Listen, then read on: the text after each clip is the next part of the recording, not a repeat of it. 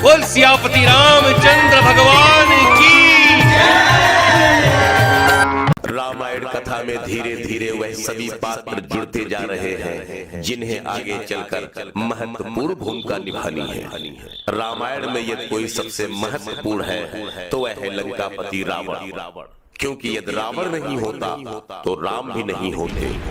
राम के रूप में नारायण का पृथ्वीलोक में आना तय हो चुका था। आखिर महर्षि नारद का श्राप भी तो फलीभूत होना था, लेकिन क्या नारायण को महज एक श्राप के चलते पृथ्वी पर आना पड़ा?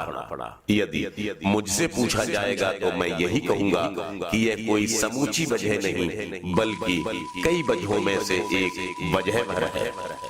असली वजह तो लंकापति रावण का वह अत्याचार है जो दिनों दिन बढ़ता ही जा रहा था।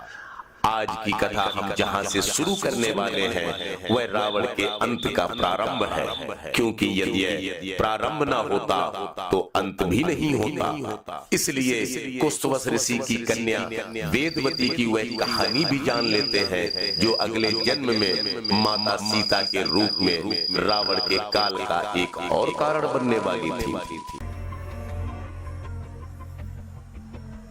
माया हर समय नजरों में वह भगवान रहता है, उसी की है लगन, मन में उसी का ध्यान रहता है। जब से मेरे पिता कुशध्वज ऋषि ने ये प्रण किया है कि मेरे पति विष्णु भगवान होंगे, तब से ही उनके ध्यान में जीवन बिता रही हूँ। इस सारे संसार से मुख मोड़कर उन्हीं के चरणों में लो लगा रही हूँ। परंतु मेरे प्यारे ने अब तक कृपा नहीं की। इस अंधकार की रोशनी में आशा की लो नहीं जली। कौन जाने कब तक मिलेंगे स्वामी आन कर, मुझे निस्सेवा मिलेंगी जान कर पहचान कर। कब तक यूं ही फिरूंगी ठोकरें खाती हुई, शोक और संताप में जीवन को भरमाती हुई। निर्जन वन में शोभती ऐसी सुंदर नार, जैसे मोती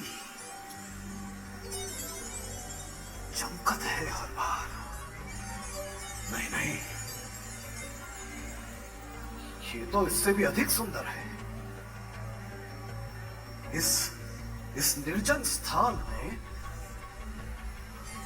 यो कामिन का वास, यो ध्यारी रैन में चंद्रदेव का हास। ये ज्ञानी पुरुष अपने विचारों के उलझनों को छोड़िए और अपना तात्पर्य प्रकट कीजिए। सुंदर मुख, विशाल नेत्र, घुंघराले बाल और मन को लुभाने वाला ये अलौकिक रूप बड़ी ही ढिठाई के साथ चित्त पर प्रभाव डाल रहा है।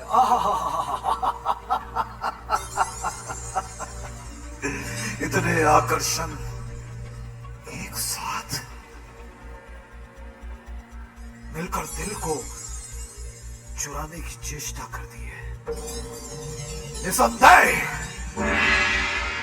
यदि शारीरिक और मानसिक बल पर विजय पाने वाली कोई शक्ति है तो केवल चंद्रमुख की शोभा है। क्या विचार है हे महात्मा, अपना तात्पर्य प्रकट कीजिए। यदि ज्ञानी का ज्ञान, योगी का ध्यान और मानी का मान तोड़ने वाला कोई वीर है तो केवल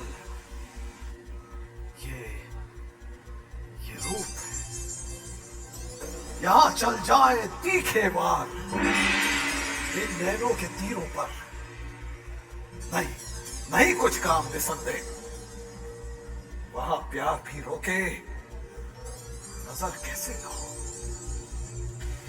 संसार की इस देव माला पर निछावर चंद्र तारा पर केवल इस मुख की शोभा पर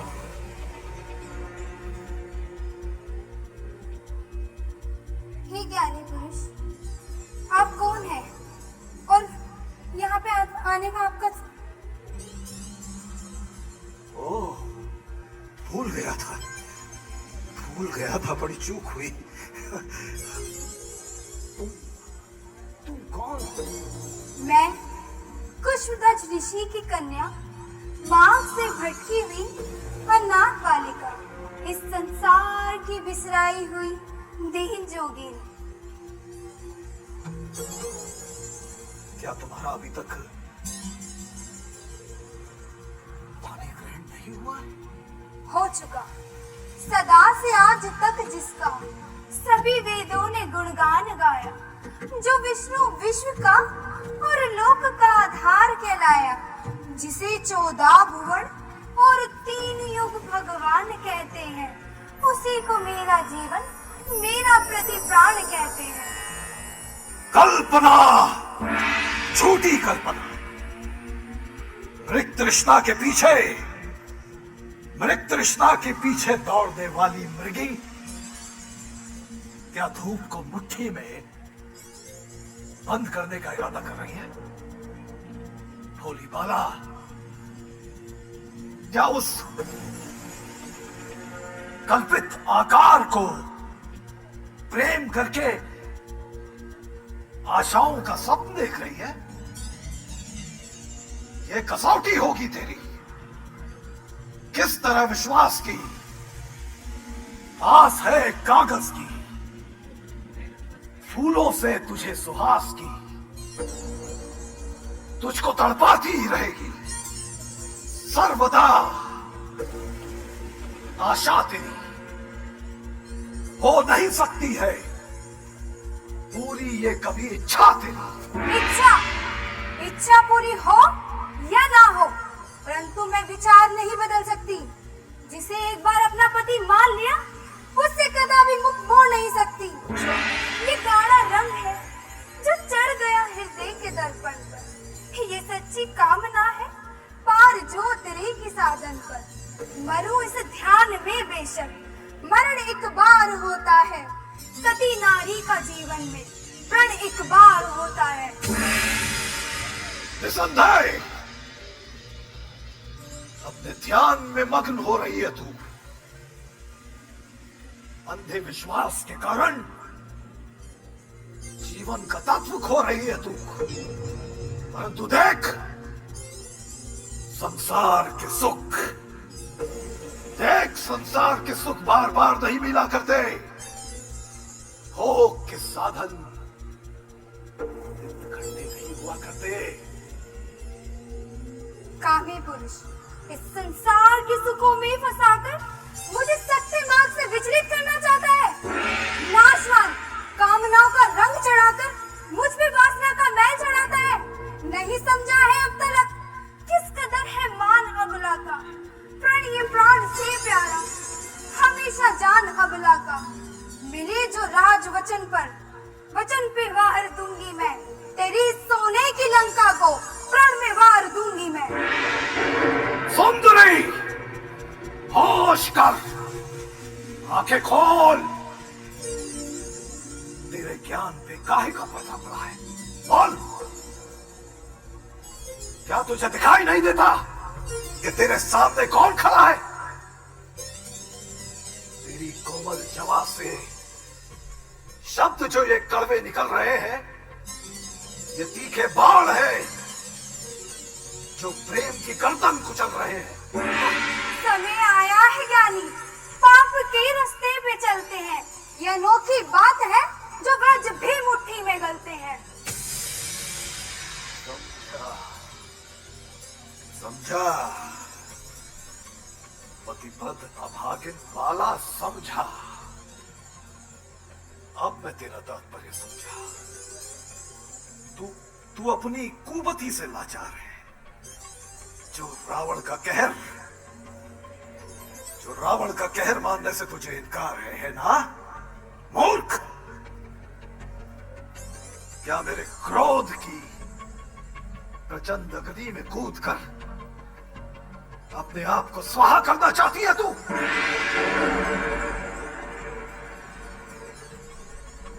शर्म कर। ये क्या अंधे, शर्म कर।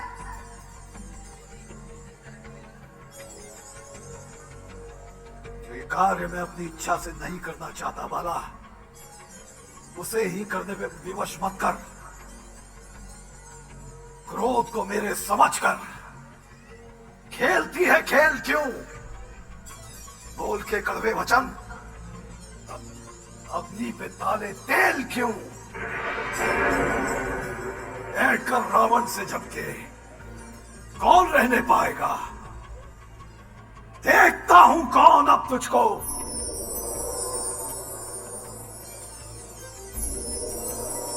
देखता हूं कौन अब तुझको रावण से बचा।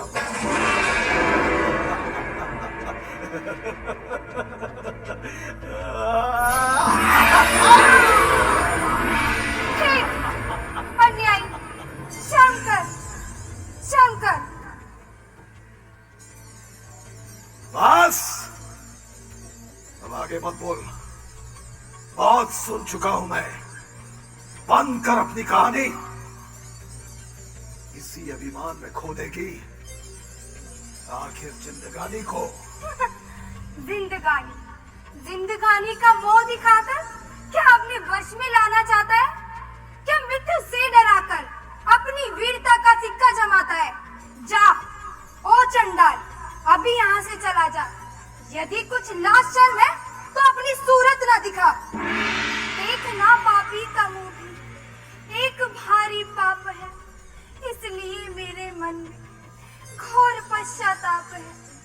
दिन दिखा के दीन का क्या हाथ तेरे आएगा? देखना तुझको ये तेरा पाप ही खा जाएगा। ओ, इतनी ढिठाई, इतना अभिमान! योद्धाओं के महाराज रावण का यहां तक अपमान किया तूने।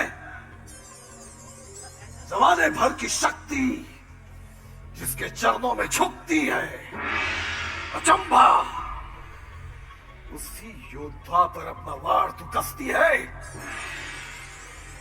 जिसे अब ला समझता है वहाँ एक बलवान शक्ति है, जलाकर भस्म कर देगी ये वह ज्वाला दहकती है। बस अब नहीं सुना जाता तेरे कटीले शब्द, अब अंत हुआ जाता है। रावण का क्रोध देख क्या करके दिखाता है। जो हुआ अच्छा हुआ, वो ध्यान ही बेकार है। देख मेरा हाथ अब तेरे गले का हार है। नहीं, मेरा हाथ अब नहीं, तेरे गले का हार है। नहीं, मेरा हाथ अब तेरे गले का हार है। तूने एक काया की भ्रष्ट बनाई। तेरे छूने से ये शरीर अशुद्ध हो गया। अब ये मेरे इष्ट देव की भेंट नहीं हो सकता। अब इसलिए इसे त्याग कर नया रूप धारण करूंगी और तेरी अकाल मृत्यु का कारण बनूंगी। बना है सामने मेरे जो तू, विकराल की सूरत, जनकपुर से उठूंगी बन के तेरे काल की मूरत। अपने शीशों को काट काट के शंकर को पूजा है। तुझ जैसा भगवान, मुझ जैसा तपस्वी इस पूरे ब्रह्मांड में नहीं है। कोई मेरे आगे देवता, असुर, कोई शक्ति मुझे मार नहीं सकती, क्योंकि मैं रावण हूं। रावण! मुझे ब्रह्मा जी का वरदान, मुझे वानर और मनुष्य को छोड़कर कोई नहीं मार सकता, कोई नहीं। मैं रावण हूं, लंकापति रावण, अहम ब्रह्मास्मि।